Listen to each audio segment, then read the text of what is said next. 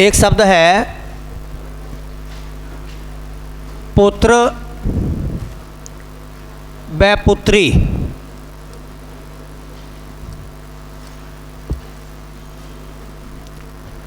इस शब्द के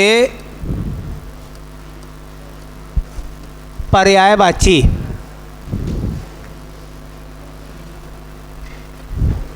इनमें क्या होगा ना, एक याद रख लो, दूसरे पर्यायवाची ऑटोमेटिक याद हो जाएंगे।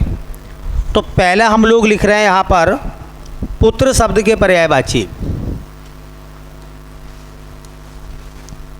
पुत्र शब्द के पर्यायवाची।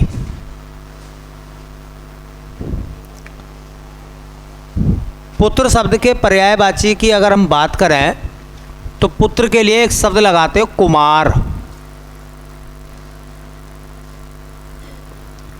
कुमार शब्द जो है वो पुत्र का ही पर्यायवाची है।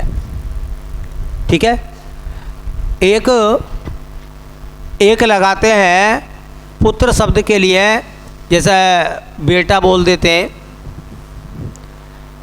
पुत्र शब्द के लिए एक पर्यायवाची आता है सुत। पुत्र शब्द के लिए एक पर्यायवाची आता है तनय। एक पुत्र शब्द के लिए पर्यायवाची आता है, उसे कहते हैं तनुज। ऐसे ही पुत्र शब्द के लिए एक पर्यायवाची आता है, उसे कहते हैं आत्मज।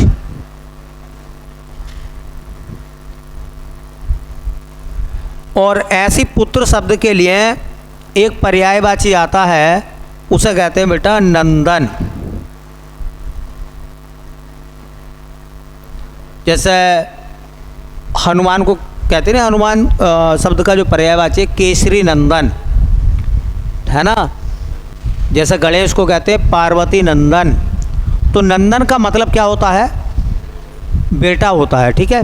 तो इसमें क्या होता है ना, ज़्यादातर जो है सवाल जो आते हैं वो यहीं से आते हैं।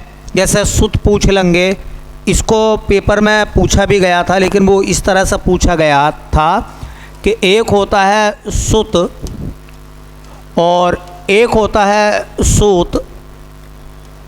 सुत का मतलब होता है बेटा और सूत जो होता है वो एक प्रकार का धागा।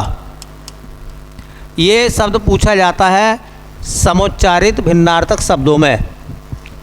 या फिर एक शब्द पूछा जाता है, जैसे तने आता है, तने है ना, पवन तने। हनुमान का पर्यायवाची पवन तने। एक पर्यायवाची इसी तरह से आता है तनुज, और एक आता है आत्मज। आत्मज वो अंग्रेजी में नहीं आता, सन ऑफ। सन ऑफ का मतलब आप किसके बेटे हो। ठीक है। और एक आता है डॉटर ऑफ, आप किसकी पुत्री हो। अंग्रेजी में लिखते नहीं लिखते, सन ऑफ और डॉटर ऑफ लगाते हैं हम। तो अगर सन ऑफ कह रहे हैं तो फिर किसके पुत्र पुत्र के लिए है, और डॉटर ऑफ लड़की के लिए है। अब इनसे क्या करना है, ये जो आपको नज़र आ रहा है ना शब्द, इन्हीं शब्दों से आपको बनाने हैं। इन्हीं शब्दों को मिलाकर हम लोग बनाएंगे पुत्र के बाद में पुत्री शब्द के पर्यायवाची। पुत्री शब्द के पर्यायवाची इसी से बन जाएंगे। तो मैंने सोचा कि दोनों को एक साथ लिखवा दूं ताकि वो आपको कंफ्यूज भी ना करें और याद भी जल्दी हो जाए। भाई अगर पुत्र के लिए कुमार शब्द लगाते हैं तो पुत्री के लिए क्या लगाते हैं, इसका मतलब कुमारी शब्द का मतलब पुत्री हो जाएगा। भाई देखिए ई लगा के स्त्रीलिंग भी बनाते हैं हम लोग। तो बेटा शब्द अगर पुत्र के लिए आता है तो पुत्री के लिए शब्द हो जाएगा बेटी। सुत का मतलब अगर पुत्र होता है तो बेटी के लिए आता है सुता। क्या नाम आता है? ये याद रख लेना, कभी कभी ऐसा पूछ लेते हैं कि सुत शब्द का विलोम बताओ, तो ये एक दूसरे के विलोम भी तो बन जाएंगे। भाई सुत का विलोम क्या हो जाएगा? सुता। ऐसे ही तनय कहते हैं पुत्र को, और अगर तनया हो तो नाम किसका आएगा? पर्यायवाची किसका बन जाएगा बेटा? वो पुत्री का। ऐसी तनुज पुत्र का पर्यायवाची है तो तनुजा। तनुजा किसका हो जाएगा? पुत्री का पर्यायवाची। आ लगा के स्त्रीलिंग बना देते हैं। ये आत्मज जो है ये पुत्र का पर्यायवाची है तो आत्मजा किसका पर्यायवाची बन जाएगा? अच्छा, नंदन पुत्र को कहते हैं तो नंदिनी पुत्री का पर्यायवाची है,